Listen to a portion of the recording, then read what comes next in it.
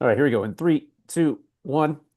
Welcome back to another episode of the Alaska Sports Talk Podcast. So glad to have you along wherever you get your podcast. I know you've been downloading, liking, subscribing, so thank you for that. We appreciate it. I think we've hit like over a million, you know?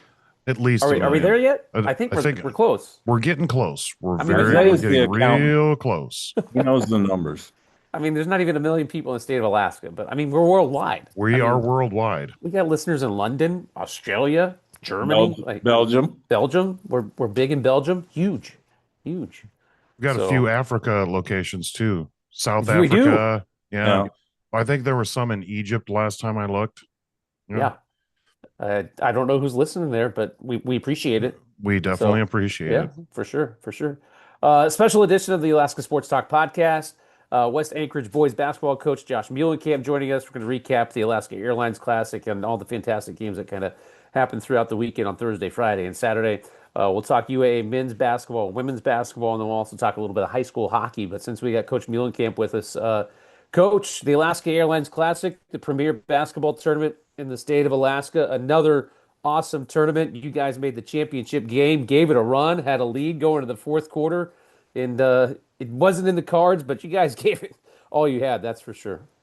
No, thank you. Thank you. We love the Alaska Airlines Classic because to me, you get the opportunity to measure yourself against other teams. And usually Van and Mr. Winchester and Mr. Nerlin get good teams that are high level, and you have to play pretty good basketball to do pretty well.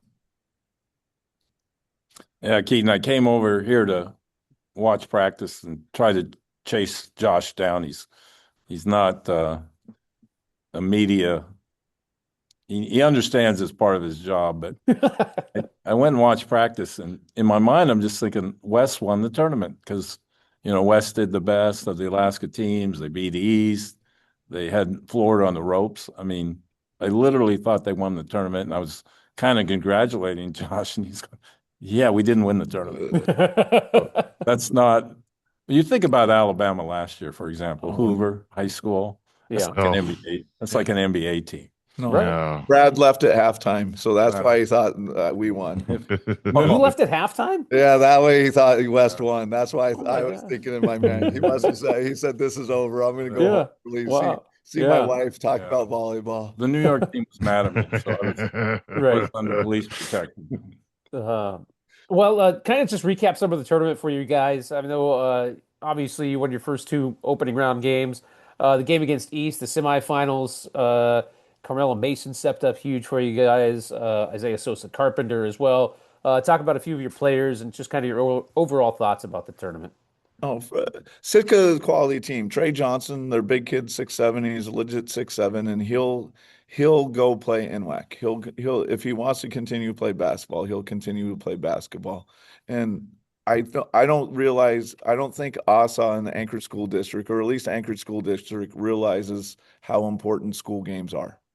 Because if you want kids to come to school and buy into a community and cheer for their friends and be part of something, and maybe it's their only game they go to all year, but if you show them excitement and you show them, maybe they'll come back for more.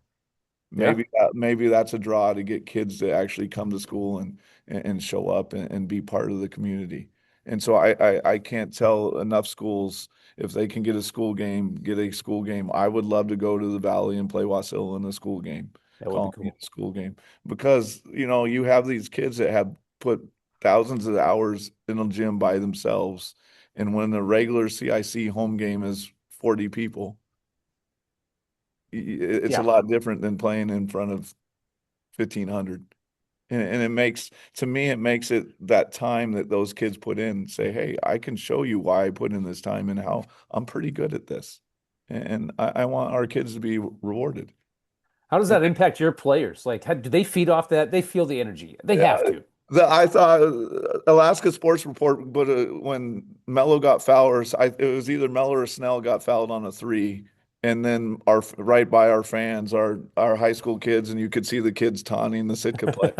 And I'm like, that to me, it's not a great picture for the Sitka kid, but you That's see part of kids it. Yeah. there. You see kids there. I've told people, I think ASA for the state tournament should charge kids $2, right? It's for the students. It'll be worth it to get them in the Yeah, door. Yeah, it will be. Yeah, for sure. and then you pack the upper bowl and lower bowl, and you can't tell me that is going to be fun for kids. And you're not making what you should make, but at least you're getting kids there. And Yeah. to me, it should be student driven. It shouldn't be money driven. This is Alaska's. It's for the students. It's for the kids. Get the kids in there so they can have fun. They can yell, they can scream, and they can support their friends and their teams. I think of when teams go outside, they play so hard. The Alaska team wants to rep, and they want to, they just come in with a chip on their shoulder, and there's no let up when you go outside. And it's kind of the same thing up here.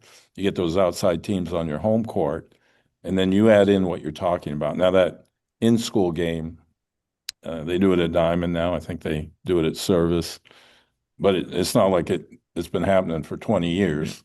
But what a great addition. And your school, the Nest on Hillcrest, that group in the corner, like East would hit a three or whatever, and they'd be sending their vibes to that crowd, but then they'd miss the three and the crowd would be sending their vibes. I mean, it was just what a great atmosphere. No, to me, that's what high school sports is about. As long as you're keeping it sporting, you're not saying derogatory, you're not, as long as you're keeping it sporting and you're cheering for your group, that's to me, because that's why I think we're missing is the values. Sports teach so many, teams teach so many values that kids don't realize they're getting: the commitment, the dedication, the sharing, the caring about somebody else besides yourself, and when you do that, it's going to lift our society. And the East game, you have that. You have Chuck's been doing great things over there for a long time, and you want to make sure that you're competing and getting after him, and their kids are getting after our kids, and and again, like I said, as long as it's in a sportsmanship way, and you're not doing non-smart things, I think both ways you enjoy the game. Josh, one thing I think about with Mello and others, the Lockharts, a lot of them played on teams growing up. So you walk down the hall and they're all talking, they're all buddies, but it's going to be war on the floor pretty soon. And personally, and this is tongue in cheek, but I get a little sick of all this camaraderie. No, not really. It's cool. No, I agree with Brad. When you're on the court, there are no friends. They're nameless, faceless people, and you're trying to win. You're going to do whatever you can within the confines of the game to win.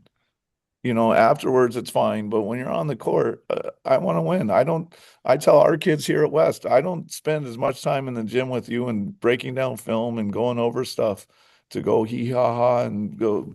Yeah, I want you guys to go out and represent you and our community and your families the best you can. Because Well, I was going to say, you guys certainly represented really, really well in the Alaska Airlines Classic. I mean, the state of Alaska, and it's been a long time, I think, since an outside team has won the tournament. It's been years. Since an Alaska team has won, I think it's 2014 or 13 or something. When you guys were leading going into the fourth quarter, what's your message to your team at that point? You guys have a lead. You got 8 more minutes to go. What are you preaching to your team? I could tell you what I said and what we didn't do. If you look at game film and you look at the game, I probably said, "Hey, pass one time and shoot as quickly as we could, so we could go back." And really, that's not what I said. You can't tell them everything. No, because to me, those I don't know if Brad knows, but West is pretty good in overtime. Yeah, and pretty good in close games. West is pretty good, and to me, you have to enjoy that moment. Because those are the moments like I say, those are the moments that are fun and the kids live for. I don't think you live for the 40-point beatdown. I think you live for the time where you're pretty level and you have to figure out a way to make your group successful. No, Josh, I didn't get to coach my kids in basketball in high school, but what I want for them in sports is to be on the free throw line when the game's on the line, to be on the mound when it's 3-2 and the winner goes to San Bernardino. And then, for you to be able to coach your son. And so I think in the last quarter, you probably said, quit fouling. He wasn't even in the last bad coaching. He played lights out most of the tournament, but he had to sit down a lot of the tournament. Yeah. So. No, most people don't know I have a son on the team. I don't understand. I think he's pretty athletic, kind of like me, I think, and he can shoot and handle it pretty That's the well. main resemblance. That's it. I'm like, oh, people don't think I can run and jump that high or shoot. No, so I have a great support system. I when I was at East coaching, I didn't trust a lot of people, and so I didn't. It was me and my strength and conditioning coaches and two other coaches I trusted. And now, for some reason, for like the last 3 years, I felt like I'm diamond. I have people on the bench that I trust with my son and other people's sons completely. I have Archie Young, I have Al Harris, I have Myron Malavidoff. My great addition was Travis Adams last year. I love what Travis Adams brings, and I got a new guy this year, Iowa Dak, and I'm excited for him because, again, you have the opportunity to change lives and to touch people and try to make sure that they become the best versions of themselves. And one thing, the announcers would always criticize like college teams. They go, how many coaches I have? How many? Well, what you got 7 or 8 great guys influencing. Same thing in high school. You got 4 or 5 or 6 on your bench. And you go, do they really need that many coaches? Well, when somebody's talking to somebody in the office and somebody's talking to somebody on the court, and then Wes has their own locker room. I mean, one guy can't do all that. No. So I appreciate the fact that you recognize your staff and all they do. No, because like I said, it's more than just in one individual. It's you're going for that common group. I don't think people realize I had to coach with Brad one year, and he probably was like, "Why the heck does this guy want to coach with me? He's not very smart. He's not." And Brad let me coach, and it was a great year for me because I got to see him and see what he does, and I got to see because it's not very often, and coaching has a lot of coaches have a lot of big egos, and I don't think I have an ego, and maybe that's why I can never be great. But I try to take away what I feel is good things that I can give to others and to my team to be successful. And Brad's teams they always handled the ball. They always shot the ball well, and they always played together. And I think with Josh, having been a head coach at Metlakatla Yep. and the East, and kind of being in between head coaching jobs, I think it's good for a guy like that not to be a number one assistant or no, so he took his own team, which people might say, hey, you're coaching C or JV. Well, that's having your own team. And then when you're a head coach and you can trust your JV and C, that's the future. And then, pretty soon That's huge. you're right back where you ought to be and want to be. So No, I sat at the end of the bench, and if a kid wanted something, I would tell him and just try to be honest with him because, like I say, Brad has his style, and it's been really successful for him. And I just wanted to throw stuff that, hey, have you thought of for a kid, yeah. Because again, you're trying to support people. And Craig wouldn't let you get near that second chair. That second chair was really important. No, like I say, you look at the game and you're seeing it from a different point of view, and there's growth there. And as a human being and as a coach, I want to grow. I want to be the best coach and person I can be because that's why you do this. And the other fun part that's kind of connected is your daughter played for my wife in volleyball. And so even as you were transitioning over here, she was finishing in volleyball. And so yeah, so a I was a connections. volleyball parent. I would say Brad would actually look at me, comment me, and go, I would watch. It's like Trombley now. Yeah, I know Trombley. his daughter's He's pretty a damn good. volleyball parent. Yeah, no, because Kaylee, my daughter, I don't think Brad knows this yet, but so for the last 8 years, my wife and daughter went to the NCAA Final Four. Oh, for, nice. for volleyball. Nice. Yeah. So this year it was in Kansas City. And this will kind of tell you by my wife's finances. My daughter's probably been to like 34 states. And Oklahoma wasn't one of those states. And so Should be. so it was in Kansas City. Semifinal was Thursday. Championship game was Sunday. And so my daughter said this to her mother, Mom, I've never been to Oklahoma. And then my wife was like, okay, we can drive to Oklahoma. And then my daughter went, Mom, Oklahoma plays Alabama. Can we get tickets to go watch the college football playoff? Keaton's like, Oh man. And I'm like, and my wife said yes. And Oh, so they went to the Oof. Final Four for volleyball on don't tell Thursday, me this. Ugh. drove to Norman, Oklahoma on Friday, went and watched Alabama versus Oklahoma, and then came back Saturday night to Kansas City and then watched the championship game. And I'm like, number one, how many daughters would say, hey, I want to go? Yeah. So that makes you love her. And then she's like, I'm like sitting here going, I'm in Alaska right now. My wife and daughter are at a national college playoff game, and I'm here. Makes you Wow. ponder. Yeah. Isaiah's Good. trying to figure out a way to get to Santa Clara. Yeah. Yeah. Yeah. That's pulling teeth for you, buddy. I mean, that's Yeah, yeah. that's a whole nother level. Yeah. Yeah. So, Josh, for you guys coming up after the Alaska Airlines Classic, I mean, it doesn't get easy. You guys, I think, have East We have coming East up. tomorrow. Yeah. So you already played them, obviously, during the Alaska Airlines Classic. I mean, what's the, I guess, game plan? How do you prepare? I mean, that's a quick turnaround for you No, to play East back to back. that was today's practice. Yeah. You know, was going over what there. You know, Chuck does a great job. He does, and he has good kids, and he puts them in spots where they're going to be successful. And you're trying to figure out what is going to be your advantage and what your success rate is. I can tell you one thing that would help us if I didn't get foul trouble.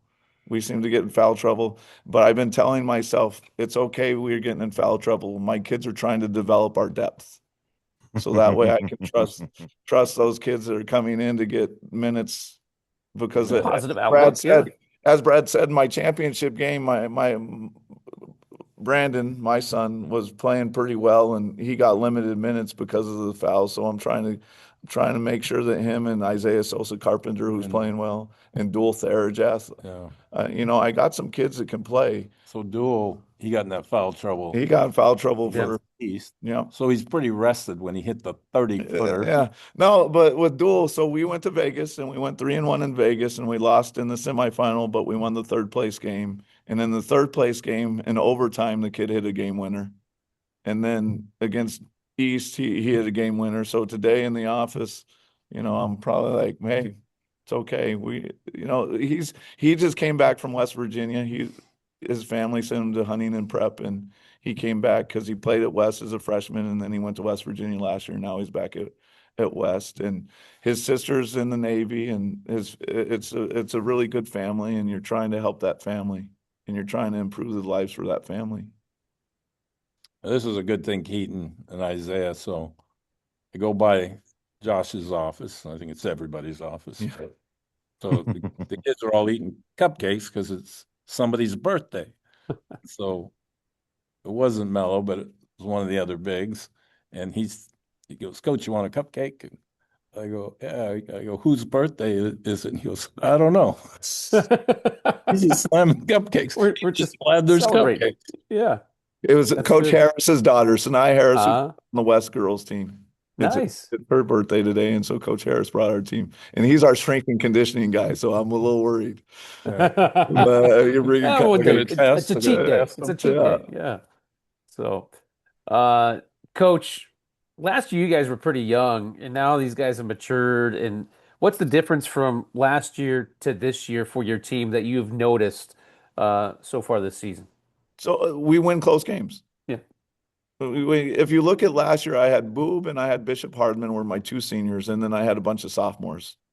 And only Mello played out of the sophomores, only Mello played maybe half a game as a freshman of varsity level. And as you step up levels, it's harder because the kids are longer, the kids are more athletic, the kids are smarter. That's why not everybody goes from JV to varsity or varsity to college, is because now it gets harder.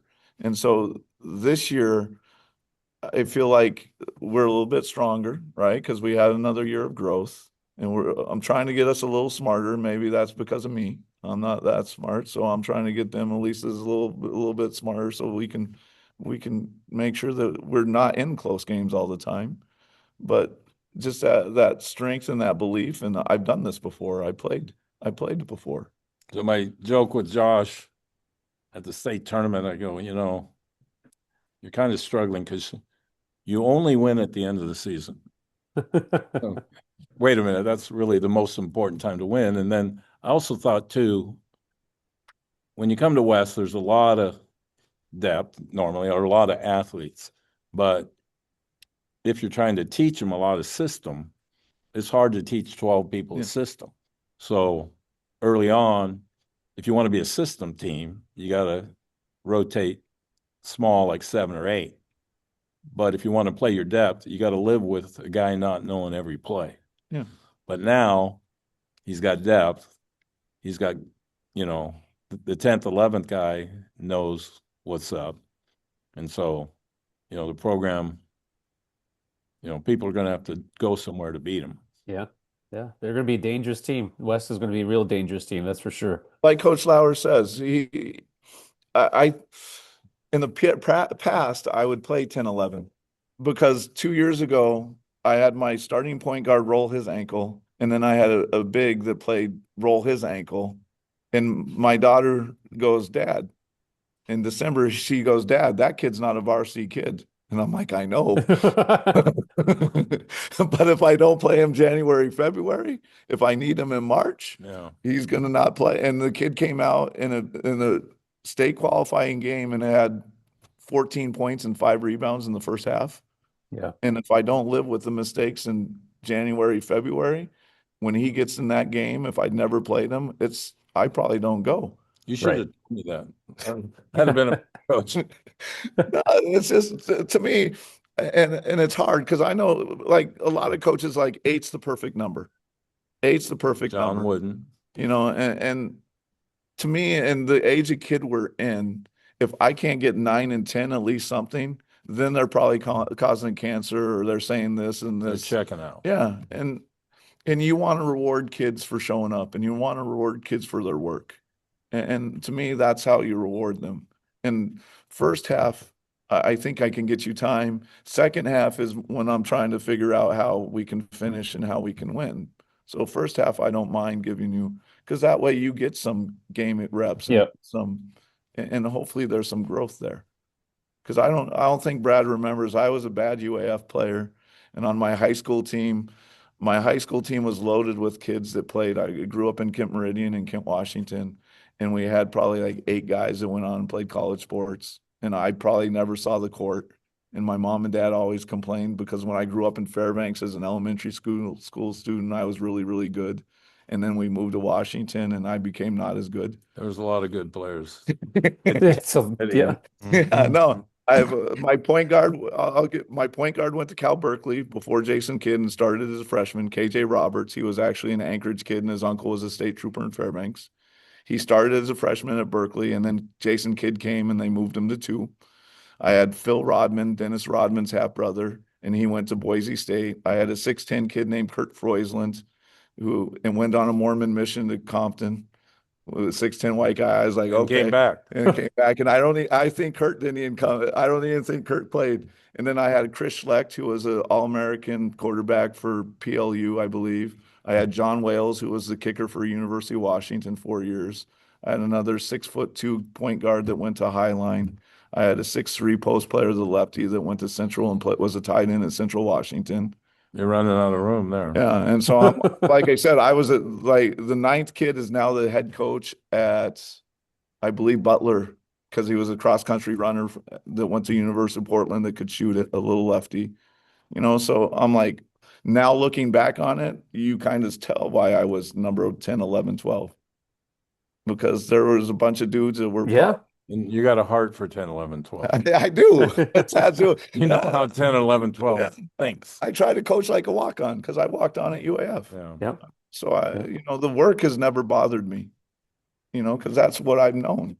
I've never known what it's to really be really good. Brad Lauers was really good, so he knows what it's like to be really good. Don't toot his horn too much. I mean, talk about West. I don't know that. Mello Mason's getting really good. He is. Mello's going to be a college player. His feet, his footwork, and his athleticism will decide what level. Melo will be. Duel, I think, will be a college player. Bubba, I don't know. Bubba has to grow 2 inches, and I need him to dunk harder. And because again, your athleticism is what's going to separate you. And I don't think, like I said, I have a strength and conditioning coach that's all year round, and people always go, West is really athletic. But I think West also puts the most time in athleticism because to me, that's your separator. Travis Thompson, his former player, could shoot this, could shoot as good as Yeah. any kid in D1. But why isn't he D1? Because of the athleticism. So to me, for me, and me looking at a kid's future, I need to get them as athletic and as skilled as I can. Travar Jackson, my player that's at Northern Arizona, pretty stinking athletic. That's why he's at a mid-major. Yeah. I wish I could have got him more skilled, but he always seemed to have injuries. I have another kid, Omar Adebala, who's at Northwestern State in Louisiana, played as a freshman here. And then his parents one was a nurse and one was an oil engineer, and they went overseas. And he was at Baylor last year and then transferred to Northwestern State and actually playing his athleticism because he's 6'4" and Let's hear it for your demons. yeah, they demons. Yep. But to me, it's that because I'm not thinking about myself. Kids have a dream to go play college. They want to go play the highest they can. And it's my job to try to help them get there. You're that servant leadership that people should be having. And I think in sports and definitely in some people, it's not there. And to me, it sucks because, That's what it's about. Yeah. That's to me. And like I say, I try to give others the best I have. And Well, it's certainly working. I mean, you're doing something right at West for sure. There's no doubt about it. So, I know that you're speaking of college. I think we should jump up a level because Brad, I know you wanted to chime in about UAA because you owe apparently Josh from Red Robin. It sounds like I guess. So, we'll let you get to Red Robin here in a second. So UAA men's basketball. I know you saw a little bit of them this past weekend. They're actually named the GNAC Team of the Week this week after their 2 wins at home and looking pretty impressive. Your thoughts on UAA and everything? Well, I thought we were over here on Thursday night, but that was a great win and it was close and it came back. And so after the championship game here, I made it over in the first half for the second game. And Montana State, I guess Coach talked about playing within the rules, but Montana State Billings, if they didn't go over the line, they were right at the line. I mean, they were physical. They were grabbing people, grab the shirt and They had 2 technicals. help you. And then the coach got a couple technicals, which watching that coach made me realize that Josh and I are actually very good sports. This was his stance. It was palms up, and then finally nutted up, and everybody took it as long as they could.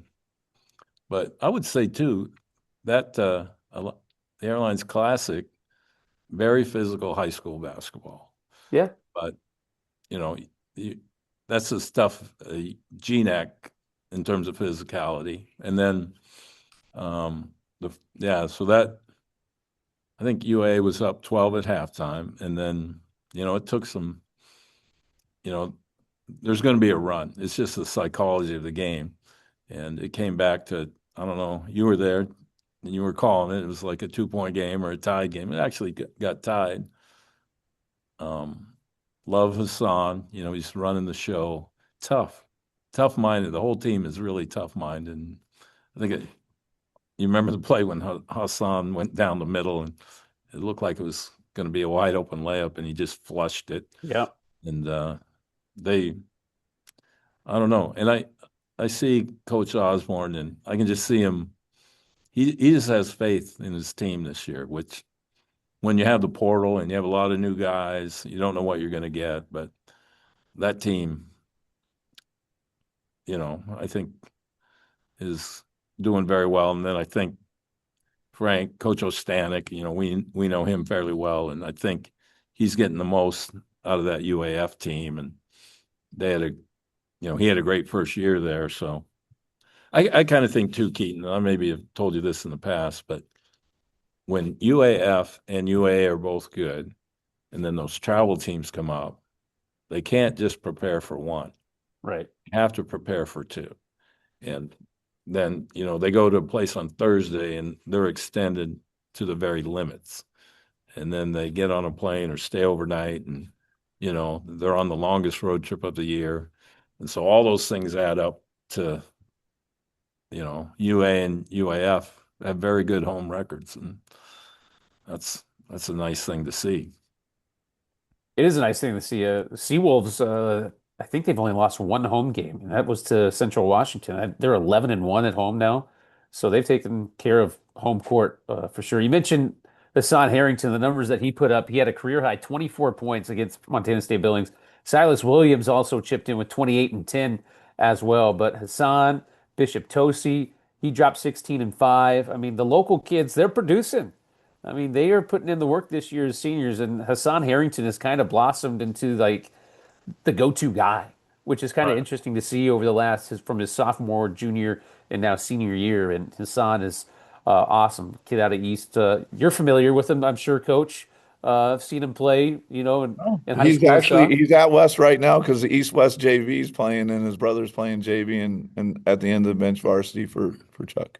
Wow. And What have you seen from Hassan from a coaching standpoint when you've seen him play from high school to college? no, just the growth, the physicality, the physicalness. He's a different. He has a man's body now. Bigger and stronger. Yeah, and he's. I think he's his confidence level is now starting to go through the roof because he's had that success, and he's like, these guys can't guard me.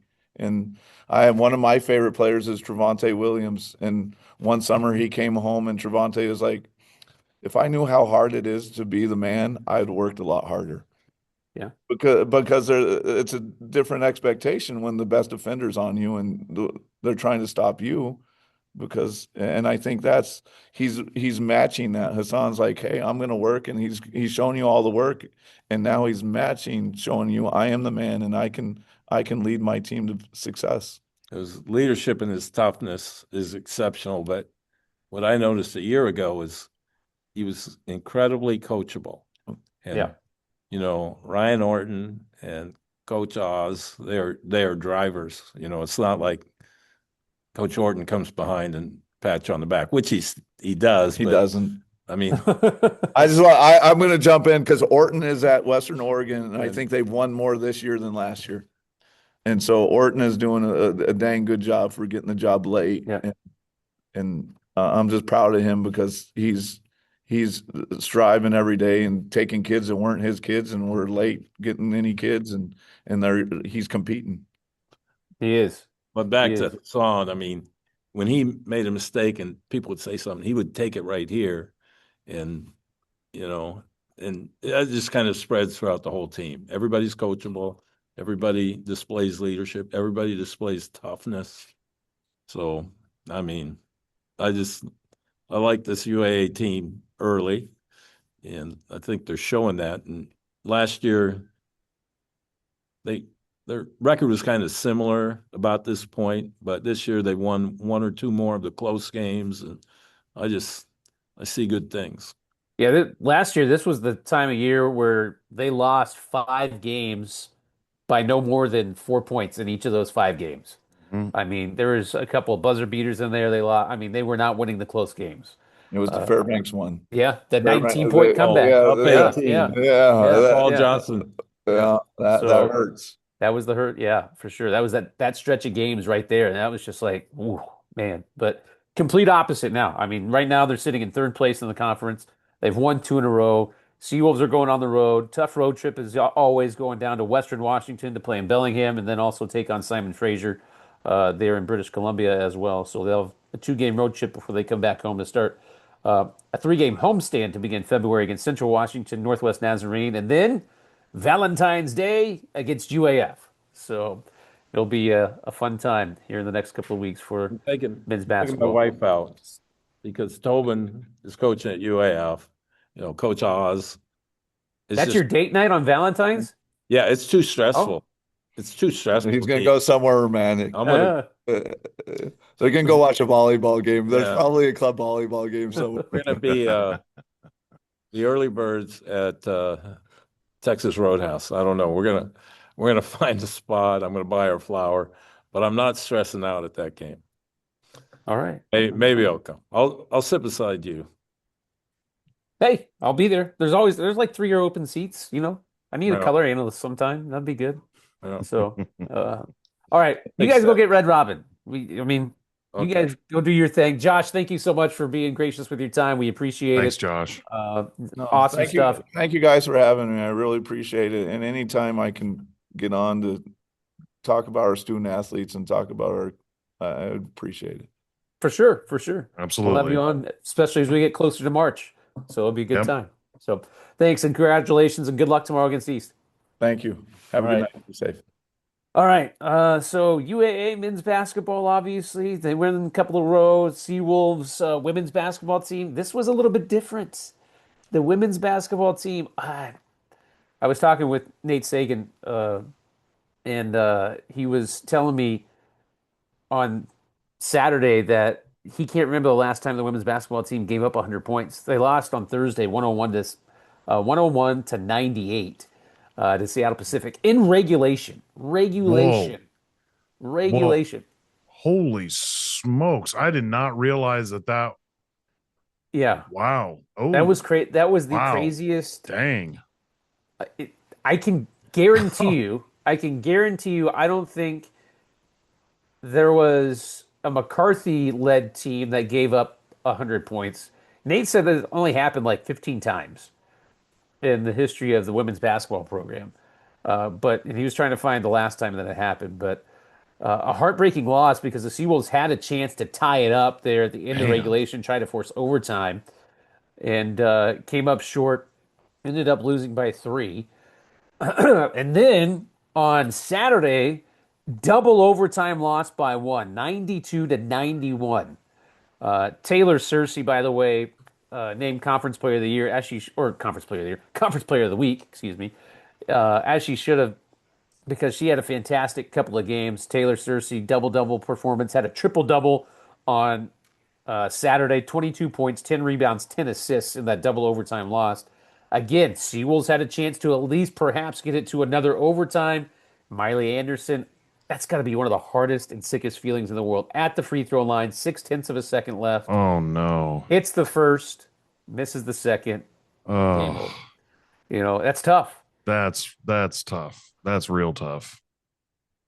I mean, that's got to be like one of the loneliest like feelings, like almost inconsolable. Like, because it's on you. Like you're the one at the line. Like like that's me. Like that's tough. So the Seawolves have dropped a couple of tough ones over the last couple. It is a lonely, lonely place. A lot like a field goal kicker. You know, it's a lonely road on Well, I those mean, free throw lines. Man, knowing the situation, 0.6 Yeah. of a second, you're down by 2, you got 2 foul shots. you got to hit them. You have Points. to. You have Must to. makes. Yep. You Six have tenths, to. you're not gonna get a tap follow. You're not gonna get anything like that. The I chances mean, of a tap follow on an offensive rebound on a free throw, slim. Yeah, Slim. Almost nil. right. So knowing that you have to make these to force another overtime, it's tough. But the Seawolves now, women's basketball team, after dropping 2 tough ones at home, they've lost 3 in a row now. They've in the GNAC standings. Let me pull up the women's GNAC standings. They got they were in 6 coming into this past weekend. Let me see it after the updated. UAA has fallen out of the top 6. They're now 7th in the conference at 3-6, sitting behind Western Oregon and Montana State Billings. The Seawolves coming up on the schedule. They'll also be on the road this week as well. They will play down in Central Washington, down in Ellensburg, and then Northwest Nazarene. The game against Central Washington going to be tough. Central undefeated so far in conference play, and I think they're like ranked 15th in the nation right now. So it's going to be That's a tough one. a tough one for sure. And they've won 11 in a row. So like, GNAC yeah. on the road, those are not easy.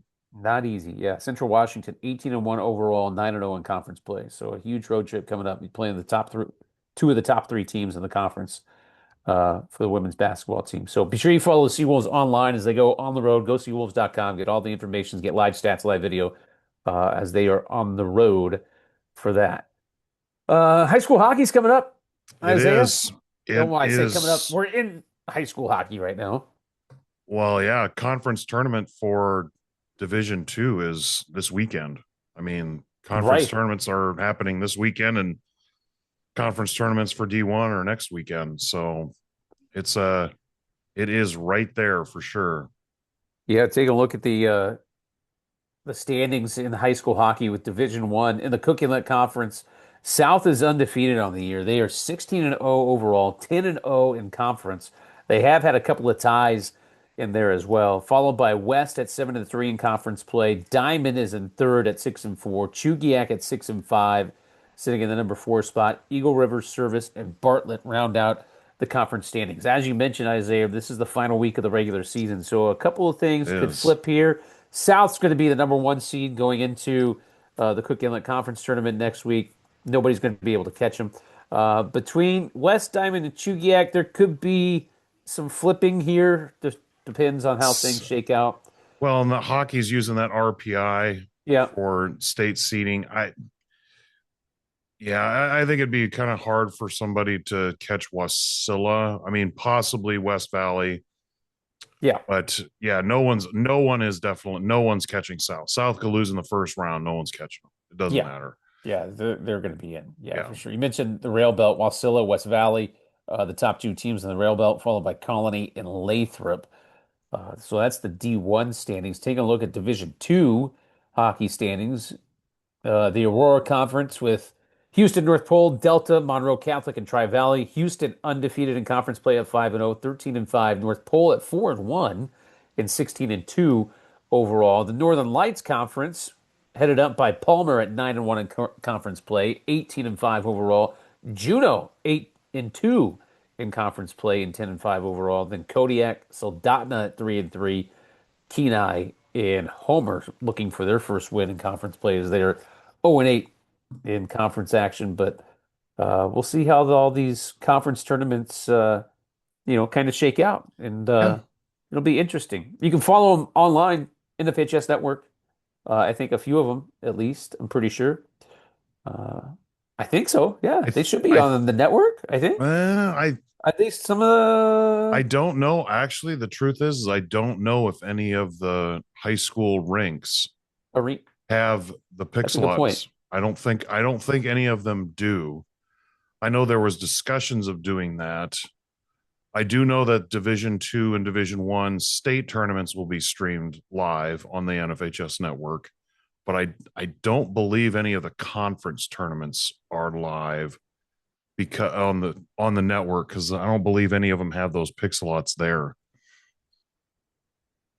That doesn't mean that they're not being. That doesn't mean that they're not being streamed. I'm not sure who would be streaming them though. The school. I mean, maybe the school is themselves. Maybe their individual games, but Yeah, that's true.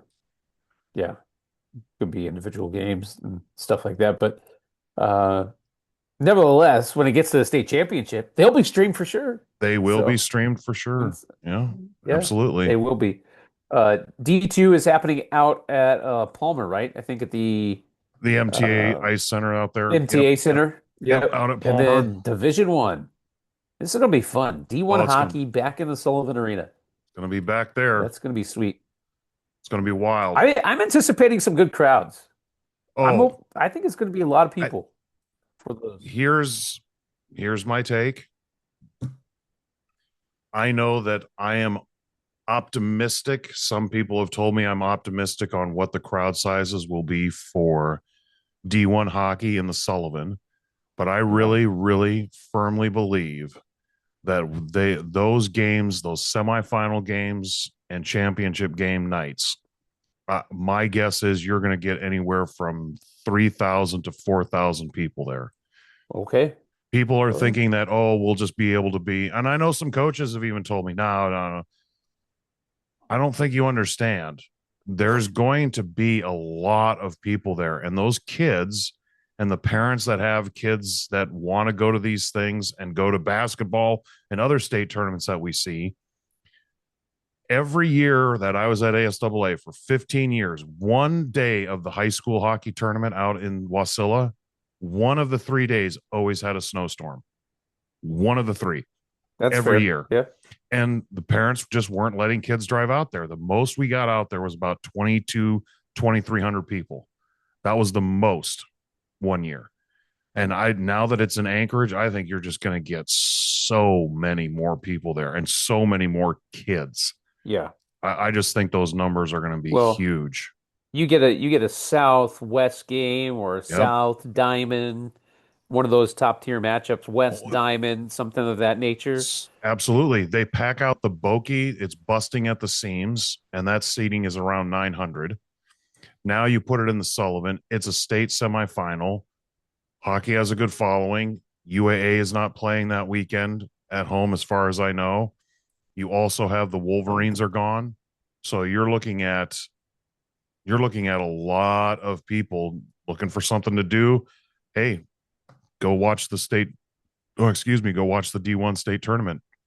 It's the first time it's been back in Anchorage, and it's got to be 20 some years. Somebody said that they remember it back in the early 80s, or early 90s in the Sullivan. Because I know before it went down to the valley, or not valley, before it went to the valley, it was down in Kenai for a while. So before that is, I believe, when it was at the Sullivan. But it's been a long time. So it'll definitely be pretty exciting. I know I'll be there. It'll be very exciting. Well, I'll be there for I think UAA's got games on Thursday and Saturday night. Yeah, that week. Keaton, but I'll be there Friday. Keaton, I checked. I double checked. I know. Yeah. I know you did. I want to be there for sure. Because the hockey tournament is one of the more exciting. Not to say that any of the other high school athletic tournaments are not, but just the sport of hockey and playoff hockey and tournament hockey, it's different. It's different. I mean, one fluke thing happens, and a team that was expected or thought to win, they're done. They get bumped out. I mean, that's but hockey's like that. Hockey is probably one of the most, I'll say it, kind of fluky type sports. You just throw it and it takes a weird little direction. You never know what's going to happen. It really can be. And since most of those kids have not played in the Sullivan, and they don't know that ice, they don't know those boards, they don't know that, it's just a different feeling. And I love state tournaments, and I've always been a proponent of this. I love it when state tournaments are not in facilities that are home ice or home floors or home facilities for any of the regular teams. The more you can get those out of it, the more it elevates the feel and the intensity of the event and all that. So now you stick the high school state tournament in the Sullivan. And I know a lot of those kids have been going to Wolverine games, and some have gone to UAA games. Yeah. So now you stick them in that environment, and it's going to be incredible. It's going to be cool. It's going to be a fun time. So, again, D2 state hockey, a couple of weeks from now, Division I state hockey, 12, 13, 14. Yeah. So actually, they're a couple of weeks from now. Yep. So, get your tickets. You can get them online once everything gets, posted, everything like that. ASAA365.com. Get them early so that way you can guarantee yourself a ticket before you go down to the Sullivan Arena. So that way you don't have to fight the crowds and whatnot. But all right, I'm going to give you your 2 minutes here to gloat. Okay, before I gloat, I do want to bring, since we are talking hockey. Okay, yeah. The Wolverines. Yes. They played Kenai. Kenai played pretty well down on the peninsula. They ended up taking 2 games. They ended up winning 2 games. Wolverines lost in overtime on Saturday. So still right now, the Alaska club, the Club 49 point tracker, the Anchorage Wolverines have 17, Ice Dogs have 14, Kenai has 10. Yeah. So it's still pretty close. But here's where things are. This is why I said, a few weeks ago, January was such a big month for the Wolverines. Is right now, as it stands, Fairbanks Ice Dogs are sitting in second place with 49 points. Wolverines are sitting in fifth place with 41. And the third and fourth place, Springfield and Wisconsin, have 47. Kenai is down seventh place with 27 points. Now, Wolverines have 2 games in the hand, so they've played 2 less games than the teams ahead of them. So that's good. But the games, they play Fairbanks this weekend, Friday and Huge. Saturday. Get your tickets early because it is going to be I would expect to sell out. It's going to be pretty wild in there. No, that's a huge matchup. I mean, you're Huge down. matchup. I mean, in terms of points, if you can win them outright, I mean, You win it. Oh regulation, my goodness. you pick up 6 points. I mean, that could be huge. So that would be massive. It would absolutely be massive. So yep. This is definitely the next 2 weekends. This weekend, Wolverines play Fairbanks at the Sullivan, and then next weekend, the weekend of Division II state for hockey, those Wolverines travel up to Fairbanks to play too. So the next 2 weekends are huge for Fairbanks to do some more separation, or for the Wolverines to catch up and close that gap. So big weekend. All right, Yep. now I will do my 2 minutes. Okay. The floor is yours. I took some time with the Wolverines, so I won't be the full 2 minutes. Okay. Seattle Seahawks are in the Super Bowl, Keaton. I don't know if you realize that. Yep. I know I watched the game with you and some of our other friends, and I just want to formally apologize to you and your family because I was loud. I was cheering quite loud. As you should be. As you should be. Cheering very loudly. I was clapping a few times, and I believe I pumped my fist in the air a few times and didn't say yes, but screamed yes, and things like we're going to the Super Bowl and stuff like that. So, but yes, it was exhilarating and exciting and pretty wild. Did you see this happening at the beginning of the year? Be honest. No, I didn't think Super Bowl, but I honestly did believe that they could make a run in the playoffs. And if they got to the championship game, I would be really, really, really impressed. But I definitely thought divisional round playoffs for sure, because they won 10 games last year. I really believe that they could make a little bit of noise in the playoffs.